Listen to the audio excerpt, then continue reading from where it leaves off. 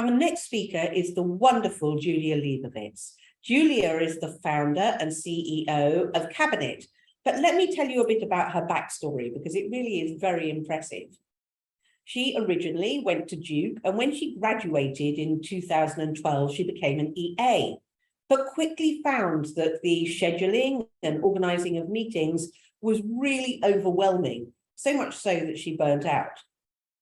Then she went to Cornell to do her MBA. And while she was there, she entered a pitch competition. And what she pitched was a piece of technology for administrative professionals, which would help them with the problem that she had come across.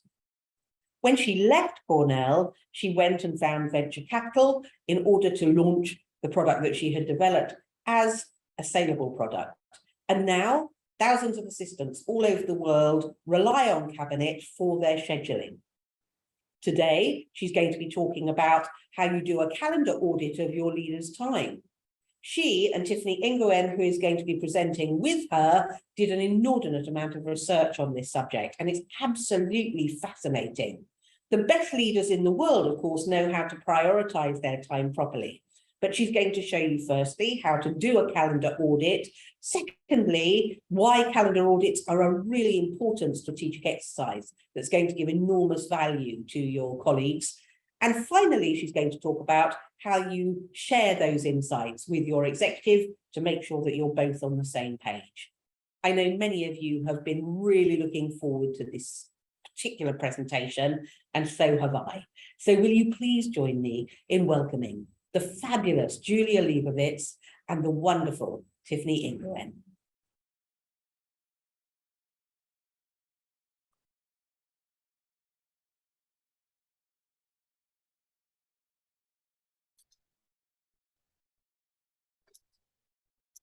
Hello, everyone. It is such an honor to be here today and to speak to you guys. We are so excited. We're very lucky. Thanks for having us. My name is Julia Leibowitz, and I'm the co-founder and CEO of Cabinet. Cabinet is a scheduling platform for executive assistants and admins that helps them better manage their executive's calendar and better manage their time. The reason I'm here today is because I am super passionate about this new topic, which is calendar auditing. And a few months ago, I got connected with the main speaker today, Tiffany, and she spoke at the Cabinet conference. Hey, Tiffany. On this very topic, how to do a calendar audit. And it was by far the most attended, most well-received topic. And I was so interested that so many people are moving towards doing this new, I consider it new, maybe some of you guys have been doing it for a long time, but new tool or tactic, which is calendar auditing. So before I give my introduction for Tiffany, I want to give you guys a quick background on myself. So before I started Cabinet, I was actually an executive assistant myself, and I was overwhelmed by constant meeting requests, as you guys may, that may resonate with some of you. And because I was so burdened with a lot of the just day-to-day meeting requests, I didn't have much time for some of the more strategic things I wanted to do. I didn't know about all the strategic things that I could be doing. And it felt like calendaring was just an administrative part of my job. What I have come to learn is that the calendar is the most strategic place. And I love this conversation that we're all having now about how to be more of a strategic business partner, and some of the tools that you can use to do that. And so when it comes to calendar auditing, I think that the reason I think that you guys, one thing you could take away from today, if you're not already doing calendar auditing, is that your executive's time is their most valuable asset. They care so much about where they're spending their time. And, you may hear them sometimes complain about meetings they're in that they feel like they shouldn't have had to be in, meetings maybe that were a waste of time. And so instead of just letting that be a complaint, if you're hearing that, I highly recommend you consider doing a calendar audit so that, you can turn some of their frustration, turn it around by bringing to them some data and some insights that offer recommendations into ways that they can maybe free up some of their time and have maybe an additional 5 hours a month, which would be a huge deal. So with that, I just want to mention Tiffany is one of my favorite people I've worked with in this calendar auditing space. We're actually at Cabinet building a calendar audit feature. We're releasing it this fall. And so I'm working with people like Tiffany who have built these processes themselves, who have said, okay, I've had enough. I'm going to go and try this in Excel and build a calendar audit. We're working with them to help automate some of that so that it is faster, so that it doesn't take as much time. So if you are interested in learning a little bit about the automation that we're doing in this space this fall, feel free to schedule some time with me. I love to talk to people about their interest in calendar auditing as well. So schedule some time with me. I'll drop the Calendly link into the chat. I know this is recorded, but I'll drop the Calendly link in there. And we can find some time to walk through how we're going to automate some of this process for you. But in the meantime, I'm so excited to introduce Tiffany, who has built an incredible process for doing a successful calendar audit. So Tiffany is the manager of administrative operations at Audit.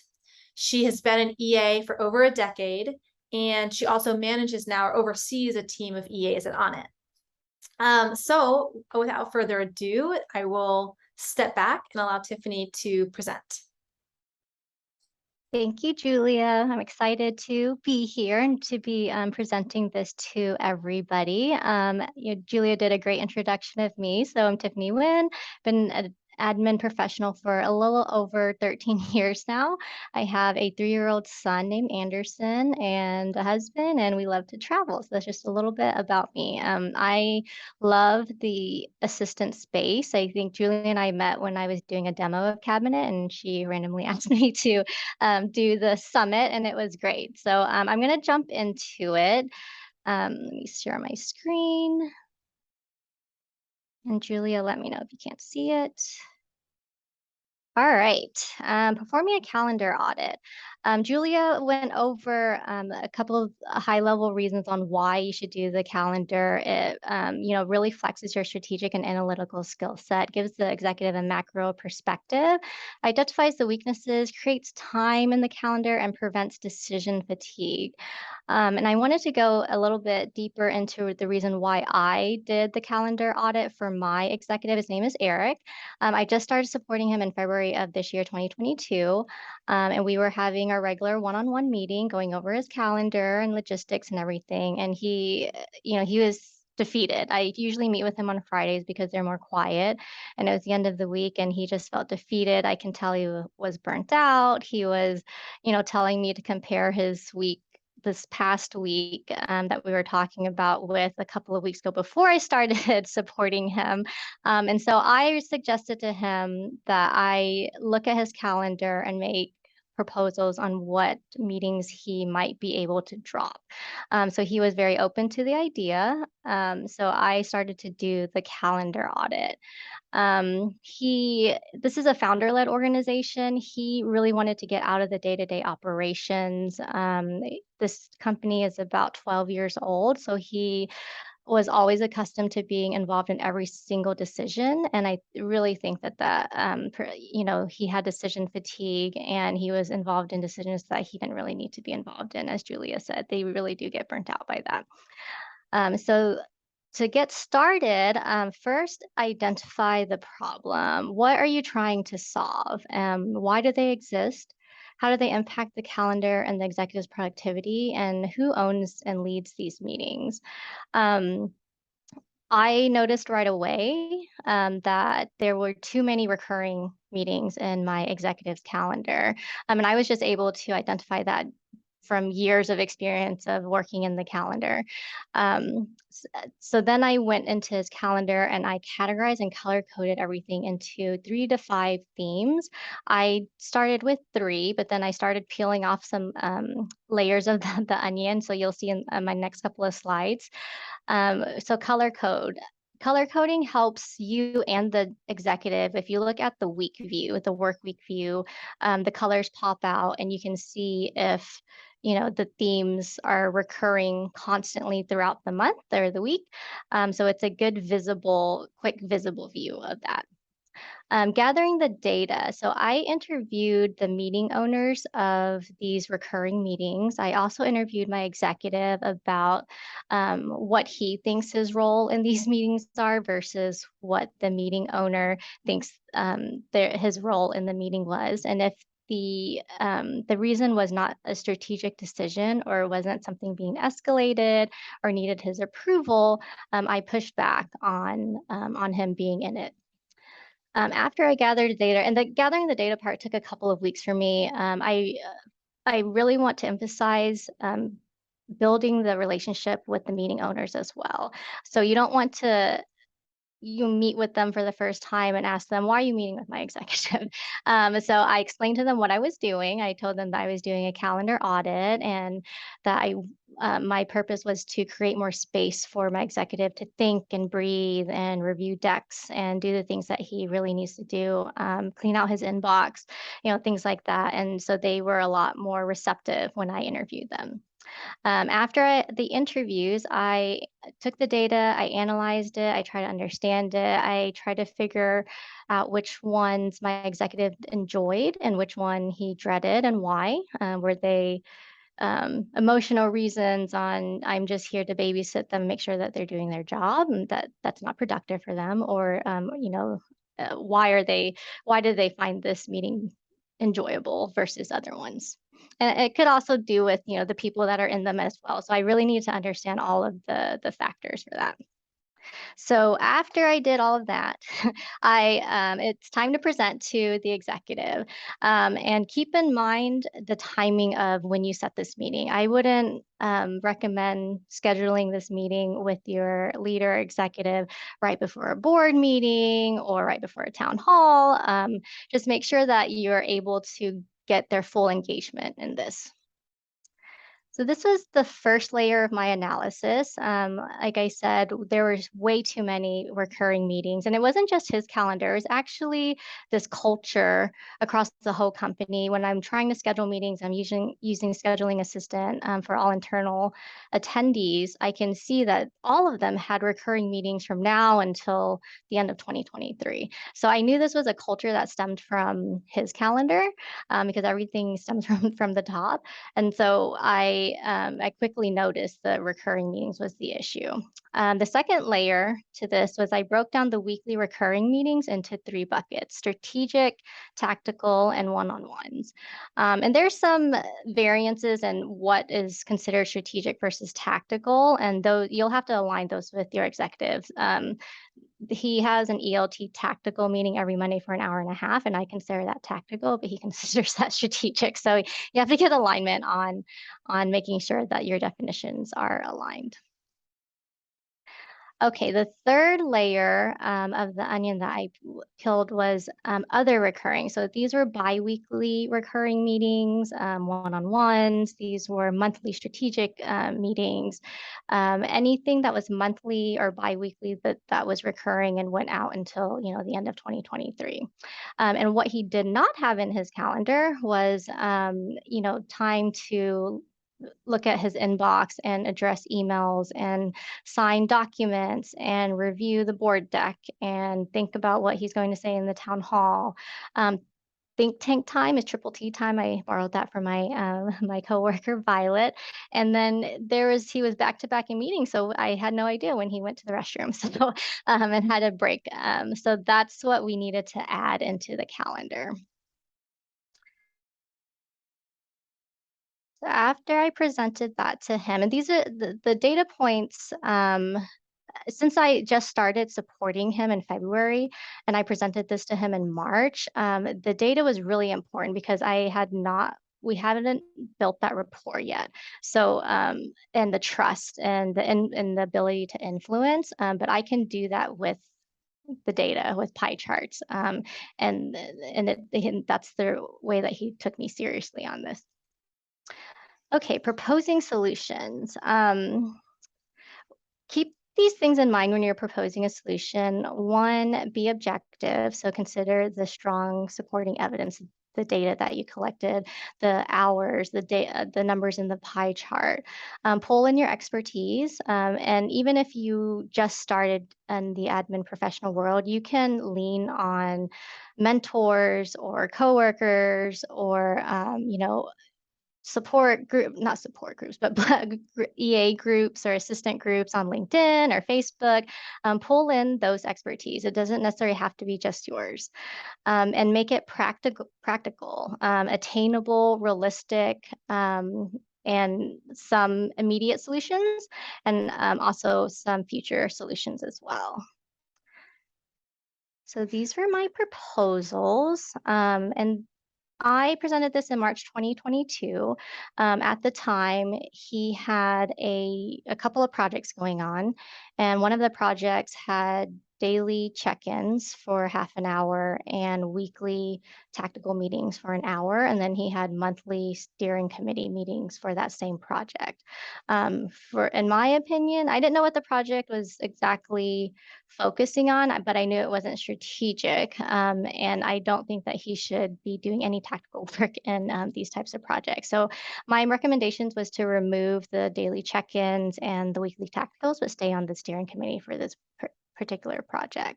And then just make a couple of adjustments. He has 30-minute one-to-ones with all of his direct reports. And I also put how much time this would create if he actually took this proposal.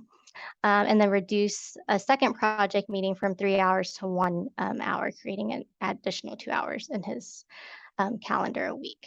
So what we ended up doing immediately was taking out the project 1 daily check-ins, their tactical meetings, and then reducing the project 2 meetings to actually 0. So he actually gained 3 hours from doing that. With the one-on-ones, he had 8 direct reports. Now he has 11. So we actually increased the one-on-ones, which is totally fine. He doesn't have to take all of the proposals. And I think at the stage that we're in, kind of in between startup and enterprise, he wants to stay connected with his direct reports every week. I also proposed some future considerations for him. This really exemplifies, the mid and long-term strategic mindset. So I really do recommend you thinking about, more than a year out. As the organization evolves, then your your strategy to managing the calendar should also evolve, and so should the meetings for the calendars. So I recommended these 3 for 2023 and beyond, and we actually did number 1 already. So more to come on the last 2. And what after that? So I was thinking about, okay, so what now? What happens after this? Okay, I showed him, he took some of my proposals. What happens now? How do I maintain this and think about enhancing it? So I kept in mind to identify the KPI. So for me, one of the KPIs is increased productivity. The second one was decrease burnout, the burnout feeling for Eric, and then flexibility of calendar. If there has to be a last minute trip, which is a good example, next week he's leaving for New York on Monday, and he just told me yesterday, and I only had to move 3 meetings, and they were one-on-ones with his direct reports, so very easy meetings to move. So that's what I would consider, a flexibility of the calendar. And now, 5 months later, in August, this is what his calendar looks like next week, actually. So I created 23% more time in his calendar in the last 5 months, which I think is equivalent to 10.5 hours. So he did not have time for administrative tasks like signing anniversary cards and things like that before, and I created an hour a week for that. I created an additional hour in the non-recurring flexible time. And then he did not have any triple T time when I started with him in February. And now he has 8.5 protected. I do not schedule over them unless it's an emergency or critical meeting in the calendar. I walked by his office 2 days ago, and he was, he had his feet up on the desk and he was reading a newspaper, and I've never seen him read a newspaper before. So I know that he has a lot more time and he's enjoying it. He's being innovative and he gets to, digest all the information that he gets a week. And he's really, he does find a lot of value in this. So I also noticed some residual results in this, and not in just creating space in the calendar, but accelerated our trust and my ability to influence with him because he respected my work. I was very proactive in doing this calendar audit for him, and he says that every executive or leader should expect this from their assistant. He's allowing me to push back and or delegate his meetings. He's less stressed, and I'm preventing decision fatigue for Eric, and his direct reports are noticing. And also his kind of chief of staff who facilitates the town hall meetings. She said that she's never gotten his slides more than 30 minutes before the town hall actually starts. So she thanked me for actually creating time for him to review the deck and work on his what's on his mind slides. And it increased proactiveness and productivity as well. I wanted to provide just a couple of extra practical tips that you can use, and that would enhance the strategic management as well. Having the EA as the only manager of the calendar, the executives need to stay out of their calendar, and everything should be funneled through the assistant. And I think that that's critical. And the only way we're able to strategically manage something if we have all of the information. Block availability. So they're not able to look in Outlook and see what's open and what's not because I'm blocking everything. So they have to come to me to schedule the meeting. And then instead of 30 and 60-minute meetings, I schedule 20 and 40-minute meetings. So it gives them time to transition. A lot of the meetings are virtual now. So I think Outlook defaults 15-minute notifications, but when they pop up, the executive, even I do this, I just dismiss it, and then 1 minute before the meeting, I totally forgot about it. So I do 5-minute meeting notifications instead of 15-minute notifications. And then I task block. If there's an important email that he needs to address, I will create the email as an appointment in his calendar, and we'll write in the title, review, and respond. And then I'll color code it in his inbox. And if he's supposed to be signing anniversary cards, I'll block that and leave the cards on his desk. And he really follows his calendar to a T. So everything I put in the calendar, he does. So one day I'll put in to give me $1 million, and hopefully he'll follow it. And that is all I have. The last slide is just our contact information, as Julia said, to reach out to her for a 20-minute conversation if you want to learn more about Cabinet, and you can always connect and reach out to me on LinkedIn. Amazing. This was awesome, Tiffany. Okay, I'm going to make us Thank you. go side by side again. Okay, I'm going to stop sharing. Great idea. Okay. Super. So we have a few minutes of time left. I have a couple of questions for you. Now, hopefully these are in line with some of the questions that you guys in the audience are thinking right now. My first question is, how do you handle the fluctuations throughout the year?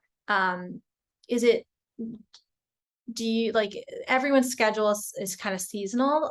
So how do you handle those types of changes in the calendar? And is there a certain cadence, that you do this audit like every few months to account for that, or what's your solution?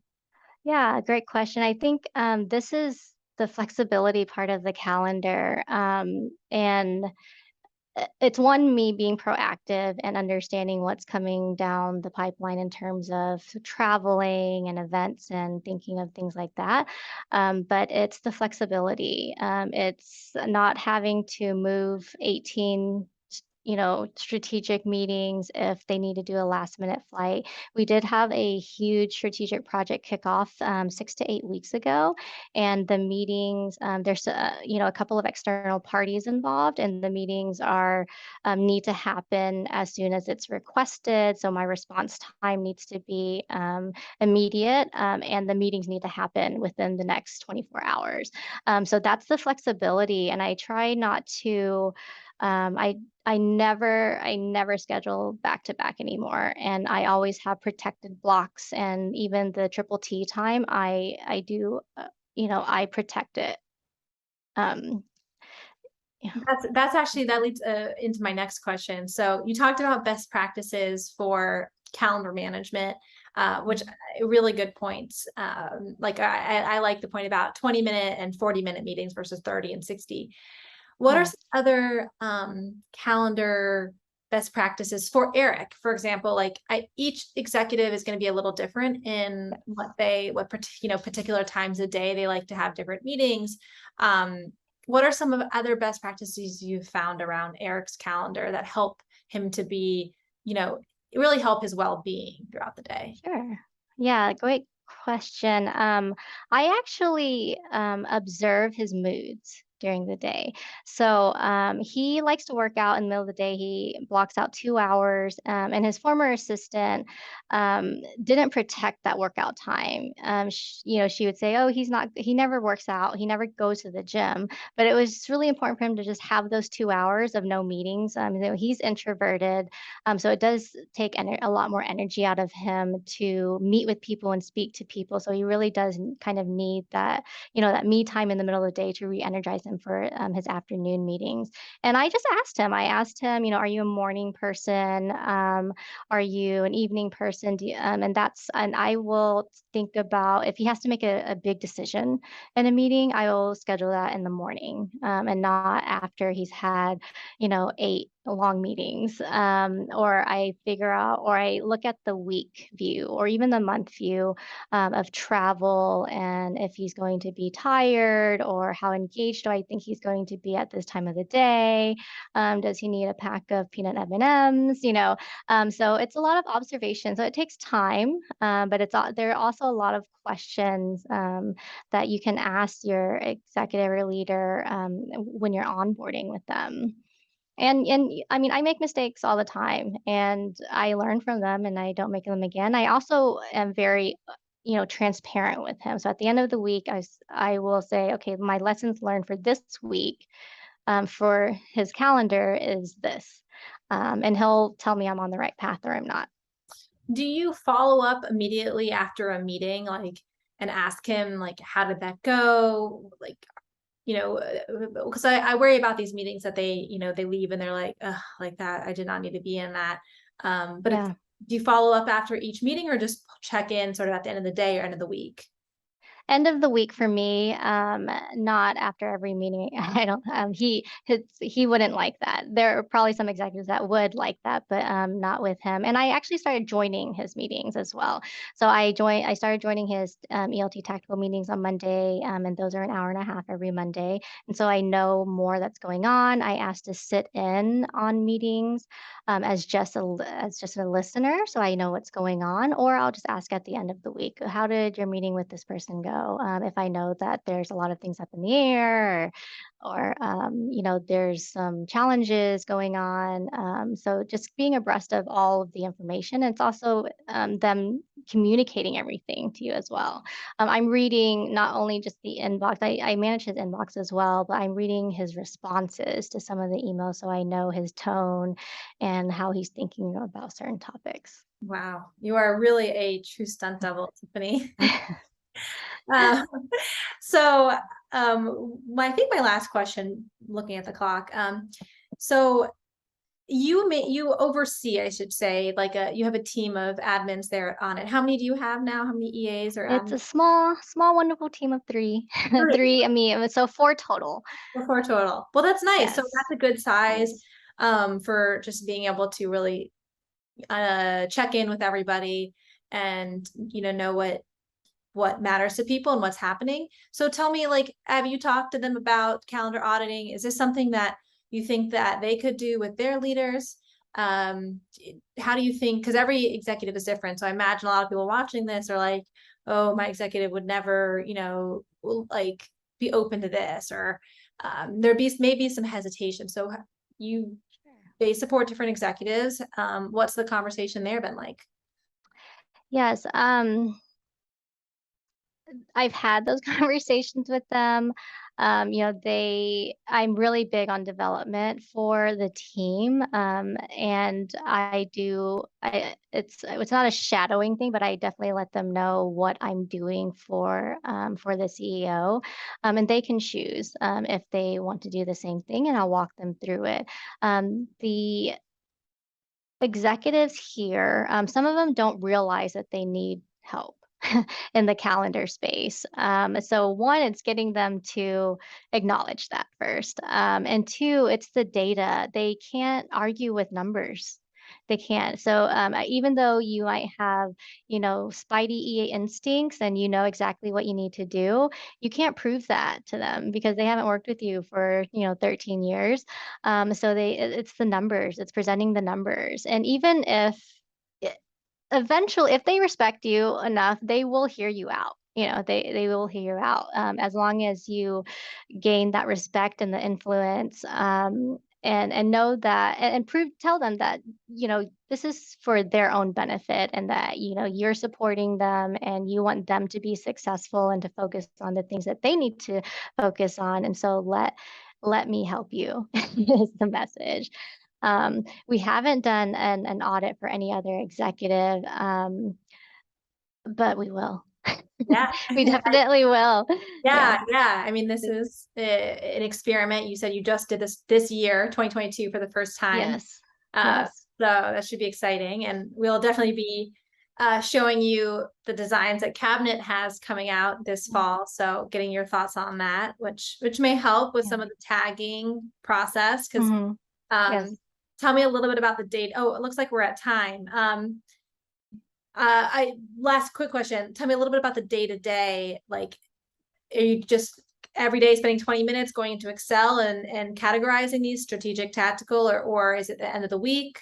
No, color coding is immediately, Okay. but I try to do the audit. I'm doing it quarterly now, it looks like.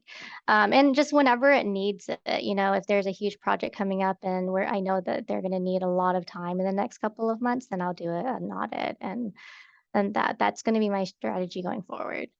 That's awesome, Tiffany. It's so great. I love this topic, and I think Thank you. you do the best job presenting on it that I have seen. So I appreciate your time. Of course, happy to be here. All right, everybody, good to have this time with you. It's such an honor, and we hope that this was helpful. All right, bye-bye. Bye, everyone.